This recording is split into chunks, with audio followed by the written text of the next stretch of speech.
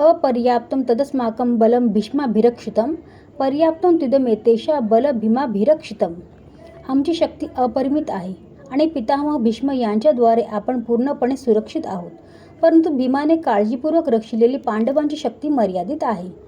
या ठिकाणी दुर्योधनाने तुलनात्मक शक्तीचे अनुमान व्यक्त केले आहे. सर्वात अनुभवी सेनापती पितामह भीष्म यांनी सैन्यांचे विशिष्टपणे रक्षण केल्यामुळे आपल्या सैन्याची शक्ती अपरिमित आहे असे त्याला वाटते. उलट पक्षी अल्पानुभवी सेनापतीने म्हणजेच भीमाने रक्षिलेले पांडव सैन्य सीमित आहे. भीम भीष्मांच्या तुलनेत नगण्यच होता. दुर्योधन भीमाचा नेहमीच मत्सर करत असे, कारण आपला मृत्यू केवळ भीमाकडूनच होईल हे तो पूर्णपणे जाणून होता.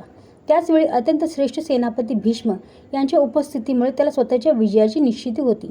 या युद्धात आपला विजय होईल या आपल्या निष्कर्षाचा त्याला विश्वास पटला होता. अयनेषु च सर्वेषु यथा भागमो स्थितः भीष्ममेवाभिरक्षन्तु भवन्तः सर्व एव हि. आता तुम्ही सर्वांनी सैन्य व्यूह रचनेतील नेमक्या ठिकाणी उभे राहून पितामह भीष्मांना पूर्ण सहाय्य केले पाहिजे. भीष्मांच्या पराक्रमाची स्तुती केल्यानंतर दुर्योधनाला वाटले की इतर योद्ध्यांना आपण महत्त्व दिले नाही असे कोणाला वाटू नये, म्हणून त्याने नेहमीच्या आपल्या मुत्सद्देगिरीला अनुसरून वरील शब्दांनी परिस्थितीशी जुळवून घेण्याचा प्रयत्न केला. त्याने ठामपणे सांगितले की भीष्मदेव निसंशय सर्वश्रेष्ठ योद्धा आहेत, पण ते वृद्ध असल्याकारणाने त्यांचे सर्व बाजूने रक्षण करण्याचा प्रत्येकाने विचार केला पाहिजे. कदाचित ते एकाच बाजूला युद्ध करण्यात गुंतले असतील आणि इतर बाजूने शत्रू या संधीचा लाभ उठवू शकेल.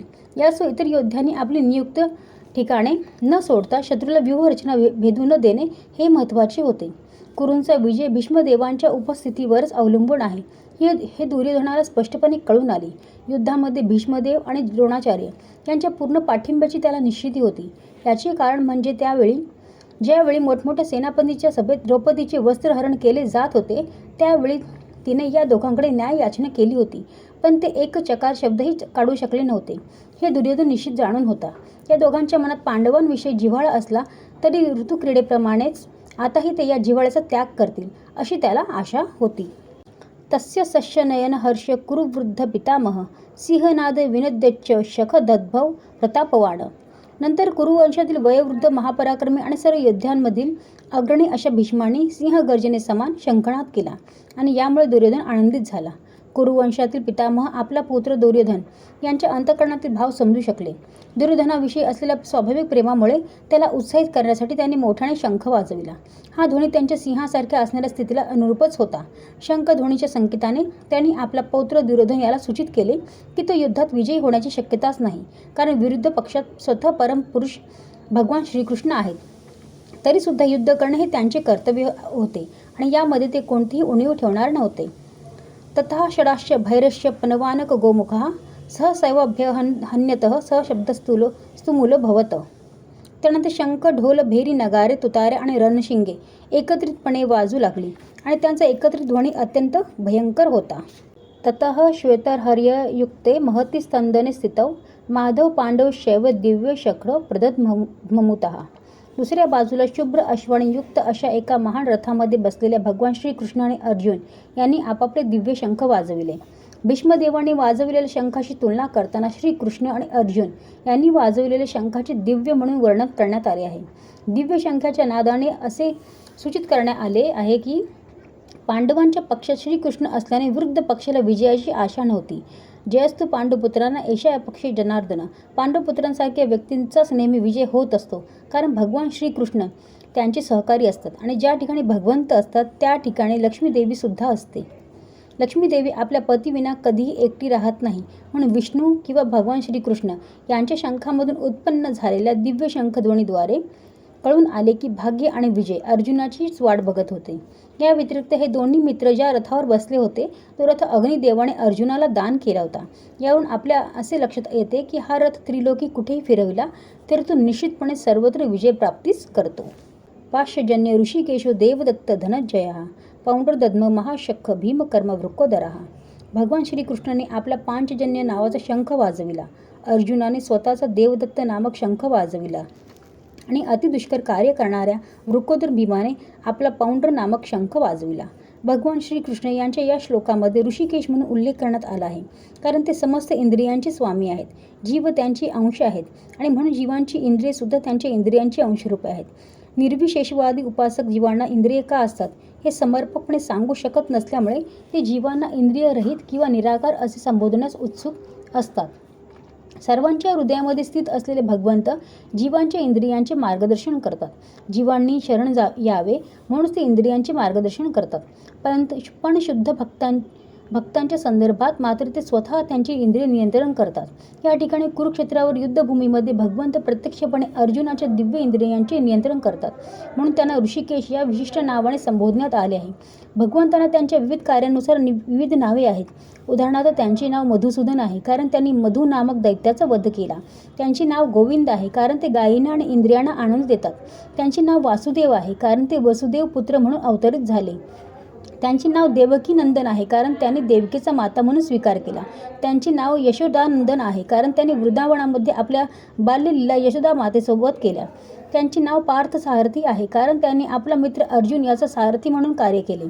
तसेच कुरुक्षेत्रावर युद्धभूमीमध्ये त्यांनी अर्जुनाला मार्गदर्शन केले म्हणून त्यांना ऋषिकेश हे नाव पडले. या श्लोकामध्ये अर्जुनाचा उल्लेख धनंजय म्हणून करण्यात आला आहे कारण विविध प्रकारच्या यज्ञयागांसाठी थोरल्या भावाला जेव्हा धनसंपत्तीची आवश्यकता होती तेव्हा त्याने धन एकत्रित केले. याप्रमाणे भीमाला वृकोदर म्हटले जाते कारण ज्याप्रमाणे तो हिडिंबासुराच्या वधासारखी अतिशय कठीण कार्य करू शकत होता त्याप्रमाणे तो अन्नभक्षणी करत होता. म्हणून भगवंतांनी वाजविलेल्या आणि नंतर पांडव पक्षातील इतर व्यक्तींनी विविध प्रकारच्या शंखांद्वारे उत्पन्न केलेल्या शंखध्वनीमुळे सर्व सैनिक युद्धासाठी उत्सुक झाले. विरुद्ध पक्षामध्ये महत्त्वपूर्ण असे काहीच नव्हते. त्या ठिकाणी परम मार्गदर्शक भगवान श्रीकृष्ण नव्हते की देवी लक्ष्मी देवीही नव्हती, म्हणून युद्धामध्ये त्यांची हार निश्चित होती आणि शंखध्वनीने हाच संदेश घोषित केला. अनंत विजय राजा कुंतीपुत्र युधिष्ठिरः नकुल सहदेवश्च सुघोषमणि पुष्पकौ काश्यश्च परमेश्वास शिखंडीच महारथ दृष्टद्रुम्नो विराटक्ष सात्यकिष्पा पराजितः द्रुपदो द्रौपदेयाश्च सर्वश पृथ्वीपते सौभद्रश्च महाभाऊ शंखधन्भू पृथक् पृथक्. कुंतीपुत्र राजा युधिष्ठिराने आपला अनंत विजय नावाचा शंख वाजविला. त्यानंतर नकुल आणि सहदेव यांनी सुघोष आणि मणिपुष्पक नामक शंख वाजविले. हे राजन महाधनुर्धर काशी नरेश श्रेष्ठ योद्धा शिखंडी दृष्टद्युम्न विराट अपराजित सात्यकी द्रुपद द्रौपदीचे पुत्र आणि सुभद्रेचा महाभाऊ पुत्र आणि इतरांनी आपापले शंख वाजविले. संजयाने मोठ्या चातुर्याने धृतराष्ट्राला सांगितले की पांडुपुत्रांना फसविण्याचे आणि स्वतःच्या पुत्रांना राजाच्या सिंहासनावर बसविण्याचा प्रयत्न करण्याचे त्याचे धोरण चुकीचे आहे आणि ते मुळीच स्तुत्य नाही. पूर्वलक्षणांवरून तर संपूर्ण कुरुवंश या महायुद्धामध्ये मारला जाईल हे स्पष्टपणे कळून आले. पितामह भीष्मांपासून ते अभिमन्यूसारख्या नातवंडांपर्यंत तसेच जगात इतर सर्व राजांचे राजे हे जे कोणी त्या ठिकाणी उपस्थित होते त्या सर्वांचा विनाश निश्चित होता. राजा धृतराष्ट्रामुळे ही आपली आपत्ती कोसळली होती कारण त्याने आपल्या मुलांनी स्वीकारलेल्या धोरणाला उत्तेजन दिले होते. सघोषो धार्तराष्ट्रना हृदयाने वेदार्थ नभश्च पृथ्वीचे चैव तुमुलो नुनादयन. हा विविध प्रकारचा शंख निनाद वाढतच गेला. या निनादाने आकाश आणि पृथ्वीतल दुमदुमून गेले आणि धृतराष्ट्रपुत्रांची हृदय विदीर्ण झाली. दुर्योधनाच्या पक्षातील भीष्म आणि इतरांनी जेव्हा शंखानाद केला तेव्हा पांडवांची हृदय मुळीच विदीर्ण झाली नाहीत. अशा प्रकारच्या घटनांचा उल्लेख आढळत नाही, परंतु या विशिष्ट श्लोकामध्ये पांडव पक्षाच्या बाजूने करण्यात आलेल्या शंखध्वनीमुळे धृतराष्ट्रपुत्रांची हृदय विदीर्ण झाली असे सांगितले आहे. याचे कारण म्हणजे पांडव आणि त्यांचा भगवान श्रीकृष्णांवर दृढ विश्वास होय. जो भगवंतांचा आश्रय घेतो तो महाभयानक आपत्तीमध्येही भयभीत होत नाही. अथ व्यवस्थितान दृष्टा धार्तराष्ट्र कंपिध्वजः प्रवृत्ते शस्त्रसंपाते धनुरुद्यम्य पांडवः ऋषिकेश ददा वाक्यमिदमाह महीपते. हनुमानाचे चिन्ह असलेल्या ध्वजाच्या रथावर आरूढ असलेला पांडुपुत्र अर्जुन त्यावेळी धनुष्य हाती घेऊन बाण सोडण्यास सज्ज झाला. हे राजन, व्यूह रचनेतील धृतराष्ट्रपुत्रांमुळे पाहून अर्जुन भगवान श्रीकृष्णा पुढील प्रमाणे म्हणाला. युद्धाला आरंभ होण्यास थोडाच कालावधी होता. वरील कथनावरून समजून येते की युद्धभूमीवर प्रत्यक्ष भगवान श्रीकृष्णांद्वारे मार्गदर्शित पांडव सेनेची अनपेक्षित व्यूहरचना पाहून धृतराष्ट्रपुत्र किंचित निराश झाले होते. अर्जुनाच्या ध्वजावरील हनुमानाचे चिन्ह हे विजयाचे आणखी एक लक्षण आहे, कारण राम रावण युद्धामध्ये हनुमानाने प्रभू श्री रामचंद्रांना सहाय्य केले होते. आता राम आणि हनुमान दोघेही अर्जुनाला सहाय्य करण्यासाठी त्याच्या रथावर आरूढ होते. भगवान श्रीकृष्ण म्हणजे स्वतः श्रीराम आहेत आणि ज्या ठिकाणी भगवान श्रीराम आहेत त्या ठिकाणी त्यांचा नित्यसेवक हनुमान आणि त्यांची नित्य सहचारिणी भाग्यलक्ष्मी श्रीमती सीतादेवी उपस्थित असते. म्हणून कोणत्या शत्रूकडून अर्जुनाला भयभीत होण्याचे कारणच नव्हते. आणि सर्वात मुख्य गोष्ट म्हणजे इंद्रियांचे स्वामी स्वतः भगवान श्रीकृष्ण त्याला मार्गदर्शन करण्यासाठी उपस्थित होते.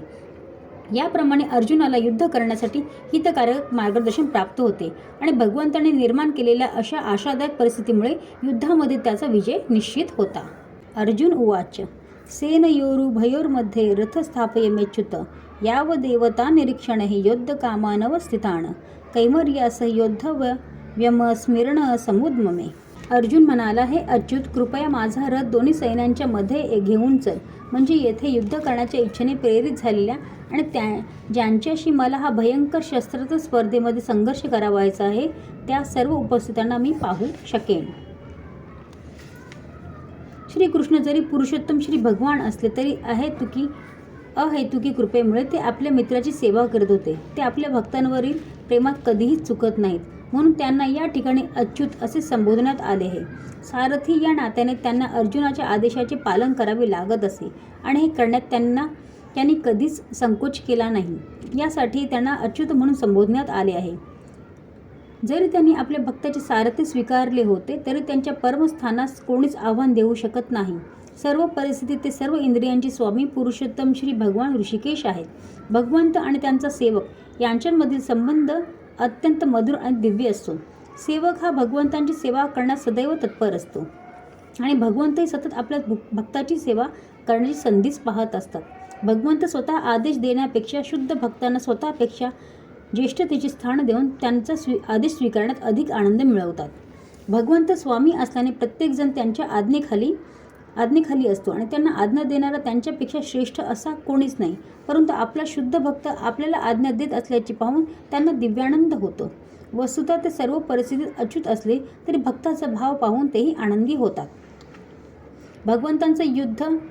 भगवंतांचा शुद्ध भक्त या नात्याने अर्जुनाला आपल्या भावंडांशी आणि चुलत्याशी युद्ध करण्याची मुळीच इच्छा नव्हती. पण दुर्योधन हट्टी असल्यामुळे आणि शांततामय वाटाघाटी करण्यास कधीच तत्पर नसल्यामुळे अर्जुनाला युद्धभूमीत येणे भाग पडले. यासाठी युद्धभूमीवरील उपस्थित ज्येष्ठ व्यक्तींना पाहण्यास तो उत्सुक होता. रणांगणावर शांततेचा प्रयत्न करण्याचा जरी प्रश्नच नव्हता तरी त्या व्यक्तींना पुन्हा पाहण्याची आणि एका अनावश्यक युद्धाची मागणी करण्यात ते किती कृतनिश्चयी आहेत हेही पाहण्याची त्याची इच्छा होती. यस्य मानानवेक्षहं यत्रे समागमता धातराष्ट्रस्य दुर्बुद्धे युद्धे प्रिय चिकीर्षवः. धृतराष्ट्राच्या दुर्बुद्ध पुत्राला आनंदी करण्याच्या इच्छेने येथे लढण्यास आलेल्यांना मला पाहू दे. दुर्योधन पिता धृतराष्ट्र याच्या सहकार्याने दुष्टबेत आखून पांडवांचे राज्य बळकावणार होता हे उघड गुपित होते. दुर्योधनाच्या बाजूला मिळालेले सर्वजण हे एकाच माळेतील मणी असले पाहिजेत. असे लोक कोण आहेत हे जाणून घेण्यासाठी आणि युद्धाला आरंभ होण्यापूर्वी त्यांना पाहण्याची अर्जुनाला इच्छा होती. पण शांततेच्या वाटाघाटींची बोलणी करण्याचा त्याचा मुळीच उद्देश नव्हता. या व्यतिरिक्त ही गोष्टी सत्य होती की त्याच्या निकट भगवान श्रीकृष्ण विराजमान होते आणि यामुळे अर्जुनाला विजयाची पूर्ण निश्चिती होती. तरी आपल्याला ज्यांच्याशी संघर्ष करावायचा आहे त्यांच्या बळाचे अनुमान यावे याकरता त्यांना पाहण्याची त्याला इच्छा होती. सच्चै उवाच एव मुक्तो ऋषिकेशो गुडाकेशन भारत सेनयोरुभयोर्मध्ये स्थापयित्वा रथोत्तमम्. संजय म्हणाला, हे भरतवंशजा, या प्रकारे अर्जुनाने म्हटल्यावर भगवान श्रीकृष्णाने दोन्ही सैन्यांच्या मध्यभागी तो सर्वोत्तम रथ उभा केला आहे. या श्लोकात अर्जुनाला गुडाकेश म्हणून संबोधण्यात आले आहे. गुडाका म्हणजे निद्रा आणि निद्रेवर विजय प्राप्त करणाऱ्याला गुडाकेश म्हटले जाते. निद्रा याचा अर्थ अज्ञान असाही होतो. अर्जुनाने श्रीकृष्णाशी असलेल्या सख्यत्वामुळे निद्रा आणि अज्ञान अशा दोन्हींवरही विजय प्राप्त केला होता. श्रीकृष्णाचा शुद्ध भक्त असल्यामुळे तो श्रीकृष्णांना क्षणभरही विसरू शकत नव्हता. कारण भक्ताचा हाच खरा स्वभाव असतो. निद्रिस्त अथवा जागृत अवस्थेमध्ये भक्त हा भगवान श्रीकृष्ण त्यांचे नाम, रूप, गुण आणि लीला यांचे चिंतन करण्यापासून दूर राहू शकत नाही. अशा रीतीने भक्त श्रीकृष्णांचे सतत नामस्मरण करून अज्ञान आणि निद्रा यांवर विजय प्राप्त करू शकतो. याला कृष्ण भावना किंवा समाधी असे म्हणतात. ऋषिकेश अर्थात प्रत्येक जीवाची मन आणि इंद्रिय यांचे मार्गदर्शक या नात्याने भगवंत दोन्ही सैन्यांच्या मधोमध रथ उभा करण्याचा अर्जुनाचा उद्देश जाणू शकले. पुढे ते अर्जुनाला म्हणाले, भीष्मद्रोण प्रमुखतः सर्वेशाच महिक्षितां उवाच पार्थ पश्यन्ता सन्मवेता कुरुन्निती. भीष्मद्रोण आणि जगातील इतर सर्व राजांच्या उपस्थितीत भगवान म्हणाले, हे पार्थ, येथे एकत्रित झालेल्या सर्व कुरुवंशीयांना आता पहा. भगवान श्रीकृष्ण सर्व जीवांचे परमात्मा स्वरूप असल्याने अर्जुनाच्या मनात काय चालले होते ते जाणू शकले. या संदर्भात ऋषिकेश या शब्दप्रयोगावरून कळून येते की त्यांना सर्व काही ज्ञात आहे. अर्जुनाच्या संदर्भात पार्थ किंवा कुंतीपुत्र अथवा पृथेचा पुत्र हा शब्दसुद्धा तितकाच महत्त्वपूर्ण आहे. मित्र या नात्याने श्रीकृष्णांना अर्जुनाला सांगावायचे होते की अर्जुन हा त्यांच्या आत्तेचा म्हणजेच पृथेचा पुत्र असल्यामुळे त्यांनी अर्जुनाचा सारथी होण्याचे मान्य केले होते. अर्जुनाला आता उपस्थित कुरुवंशीयांकडे पहा असे सांगण्यामागे श्रीकृष्णाचा काय उद्देश होता? अर्जुनाला तेथेच थांबून युद्ध करावायचे नव्हते का? श्रीकृष्णांनी आपली आत्या पृथा हिच्या पुत्रांकडून अशी अपेक्षा कधीच केली नव्हती. मित्र सुलभ विनोद करून अशा प्रकारे श्रीकृष्णांनी अर्जुनाचे मन पूर्वीच ओळखले होते. तत्रा पश्यन् स्थितान् पार्थ पितॄनत पितामहान् आचार्य मान्तुला भातृपुत्रान् पौत्रा संकिस्ततः श्वशुरा सुयद शैव सेनयोरुभयोरपि. त्या ठिकाणी दोन्ही पक्षांकडे सैन्यांकडे आपले वाडवडील, आजी, शिक्षक, मामे, भाऊ, पुत्र, नातवंडे, मित्र तसेच सासरे आणि हितचिंतक अर्जुनाने पाहिले. अर्जुनाने रणांगणावर आपले सर्व नातेवाईक पाहिले. त्याने भूरिश्रवासारख्या आपल्या वडिलांच्या समवयस्क व्यक्तींना पितामह भीष्म आणि सोमदत्त, द्रोणाचार्य आणि कृपाचार्य यांच्यासारखे गुरु शैल्य आणि शकुनी यांच्यासारखे मामा, दुर्योधनासारखे भाऊ, लक्ष्मणासारखे पुत्र, अश्वत्थामासारखे मित्र, कर्तुवर्मासारखे हितचिंतक इत्यादी सर्व व्यक्तींना पाहिले. त्याने सैन्यात उपस्थित असलेल्या आपल्या मित्रांनाही पाहिले. तांसमिष्यस कांतेय सर्वान् बंधू नवस्थितान कृपया परयाविष्टो विषिद्धनिदमब्रवीत. जेव्हा कुंतीपुत्र अर्जुनाने सर्व मित्रांना आणि नातेवाईकांना पाहिले तेव्हा तो करुणेने व्याकुळ झाला आणि याप्रमाणे म्हणाला. अर्जुन उवाच दृष्टेम स्वजन कृष्ण युत्सम समुपस्थितम सिदंती मम गात्राणि मुखच परिशुष्यती. अर्जुन म्हणाला, हे कृष्ण, या प्रकारे युद्ध करण्याच्या इच्छेने प्रेरित झालेल्या माझ्या नातेवाईकांना आणि मित्रांना पाहून माझ्या शरीराच्या सर्व अवयवांना कंप सुटला आहे आणि माझे मुख कोरडे पडले आहे. भगवंतांवर ज्या व्यक्तीची प्रामाणिक भक्ती आहे त्या व्यक्तीच्या ठायी देवी देवता आणि सत्पुरुषांच्या ठिकाणी आढळणारे सर्व सद्गुण आढळतात. पण जो अभक्त आहे तो भौतिकदृष्ट्या शिक्षण आणि सुसंस्कृती यांद्वारे कितीही प्रगत असला तर त्याच्याकडे दैवी सद्गुणांचा अभावच असतो. अर्जुनाने जेव्हा आपापसात युद्ध करण्याच्या इच्छेने प्रेरित होऊन युद्धभूमीवर आलेल्या आपल्या मित्रांना, सगळे सोयऱ्यांना आणि नातेवाईकांना पाहिले तेव्हा तो यांच्याविषयीची करुणेने अत्यंत व्याकुळ झाला. आपल्या सैनिकांविषयी तर त्याला पूर्वीपासून सहानुभूती वाटत होती आणि आता विरुद्ध पक्षांकडे सैनिकांचा अटळ मृत्यू पाहून त्याला त्यांच्याविषयी करुणा वाटली. या प्रकारे विचार करत असताना त्याच्या सर्व अवयवांना कंप सुटला आणि तोंड कोरडे पडले. त्यांची युद्ध करण्याची उत्सुकता पाहून तो काहीसा आश्चर्यचकित झाला होता. वस्तुतः संपूर्ण समाज आणि अगदी अर्जुनाच्या रक्ताचे नातेवाईक त्याच्याशी लढण्यासाठी सिद्ध झाले होते. या ठिकाणी उल्लेख केला नसला तरी एखादा सहज कल्पनेने समजू शकेल की केवळ अर्जुनाच्या अवयवांनाच कंप सुटत होता आणि मुख कोरडे पडत होते एवढेच नव्हे तर तो करुणेने अश्रूसुद्धा ढाळत होता. ही लक्षणे अर्जुनाच्या दुर्बलतेमुळे नव्हती तर भगवंतांच्या शुद्ध भक्ताच्या ठिकाणी आढळणाऱ्या सहृदयतेमुळे होती. म्हणून असे म्हटले आहे की ज्याला पुरुषोत्तम श्री भगवान यांच्याविषयी दृढ भक्ती आहे त्याच्या ठिकाणी देवतांमध्ये आढळणारे सर्व सद्गुण असतात. पण जो भगवत भक्त नाही त्याच्याकडे अर्थहीन भौतिक पात्रता असते. याचे कारण म्हणजे तो मानसिक स्तरावरच अडकून पडल्यामुळे मोहमयी भौतिक शक्तीकडे निश्चितपणे आकर्षिला जातो. वेपथुश्च शरीरे मे रोमहर्षश्च जायते गांडीव संसते हस्तात्वक्चैव परिदह्यते. माझ्या संपूर्ण शरीराला कंप सुटला आहे. माझ्या शरीरावर रोमांच उभे राहिले आहेत. हातातून गांडीव धनुष्य गळून पडले आहे आणि त्वचेचा दाह होत आहे. शरीराचे दोन प्रकारे कंपन होऊ शकते आणि रोमांचही शरीरावर दोन प्रकारे उभे राहू शकतात. अशा घटना एकतर आध्यात्मिक भावोत्कटेमुळे होऊ शकतात किंवा भौतिक परिस्थितीमधील अतिभयामुळे होऊ शकतात. दिव्य साक्षात्कारामध्ये मुळीच भीती नसते. या परिस्थितीतील अर्जुनाची लक्षणे ही जीवितहानीच्या भौतिक भयामुळे प्रकट झाली होती. तर इतर लक्षणांवरूनही स्पष्टपणे कळून आले. तो इतका अधीर झाला की त्याचे प्रसिद्ध गांडीव धनुष्य त्याच्या हातातून गळून पडले आणि अंतःकरणात दाह होत असल्यामुळे त्याला आपल्या त्वचेचाही दाह होत आहे असे वाटू लागले. जीवनाविषयीच्या भौतिक संकल्पनेमुळे अथवा देहात्म बुद्धीमुळे या सर्व गोष्टी घडतात. नच शक्नोम्यवस्थातु भ्रमतीवच्च मे मनः निमित्तानि च पश्यामि विपरीतानि केशव. मला इथे यापुढे थोडा वेळ सुद्धा उभे राहणे शक्य नाही. मला स्वतःचाच विसर पडत चालला आहे आणि माझे मन चक्रावून गेले आहे. हे केशव, हे कृष्णा, मला केवळ विपरीत घडण्याचीच लक्षणे दिसत आहेत. अर्जुनाचे धैर्य नाहीसे झाल्यामुळे तो युद्धभूमीवर उभा राहू शकत नव्हता आणि मनाच्या या प्रकारच्या दुबळेपणामुळे त्याला स्वतःचाच विसर पडत होता. भौतिक गोष्टींवरील आत्यंतिक आसक्ती मनुष्याला या गोंधळलेल्या अवस्थेत टाकते. भय द्वितीयाभिनिवेशतः सत्य.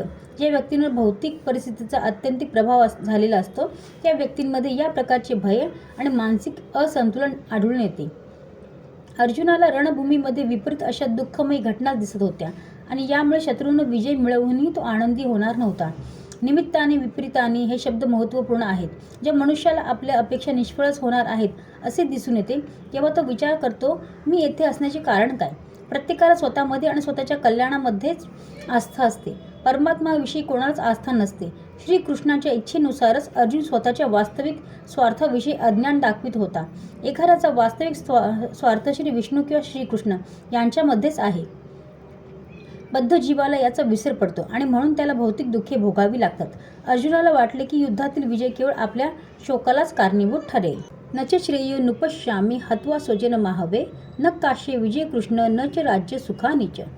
या युद्धामध्ये माझ्या स्वतःच्याच नातलगांना ठार मारून त्यातून कोणाचे कसे कल्याण होणार आहे हे मला कळत नाही आणि हे कृष्ण, त्यापासून प्राप्त होणारे विजय, सुख आणि राज्य याची इच्छा देखील मी करू शकत नाही.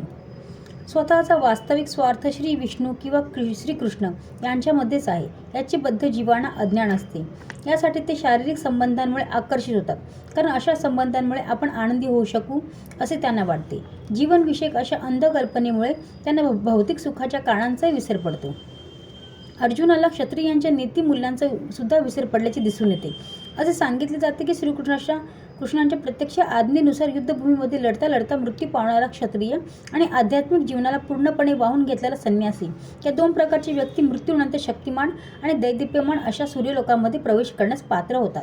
नातलगांची तर सोडाच, पण स्वतःच्या शत्रूंची हत्या करण्यास अर्जुन टाळाटाळ करत आहे. ज्याप्रमाणे एखाद्याला भूक नसेल तर त्याचा स्वयंपाक करण्याकडे कल नसतो, त्याप्रमाणे अर्जुन युद्ध करू इच्छित नव्हता. त्याला वाटत होते की स्वतःच्या नातलगांची हत्या करून जीवनामध्ये काहीच आनंद नाही. आता त्याने वनामध्ये जाऊन एकांतवासात वैफल्यग्रस्त जीवन जगण्याचा निर्णय घेतला होता. क्षत्रियाने इतर कोणताही व्यवसाय स्वीकारता येत नसल्याने क्षत्रिय या नात्याने त्याला स्वतःच्या अस्तित्वाकरता एका राजाची आवश्यकता ही होतीच. तथापि अर्जुनाकडे राज्यच नव्हते. आपल्या चुलत्यांशी आणि बांधवांशी युद्ध करणे आणि आपल्या पित्याद्वारे वंश परंपरेने चालत येणाऱ्या राज्यावर पुन्हा अधिकार सांगून ते राज्य प्राप्त करण्याची एकमात्र संधी अर्जुनाकडे होती. तथापि असे करणे अर्जुनाला आवडत नव्हते, म्हणून तो स्वतःला वनात जाऊन एकांतवासात वैफल्यग्रस्त जीवन व्यतीत करण्यास योग्य समजत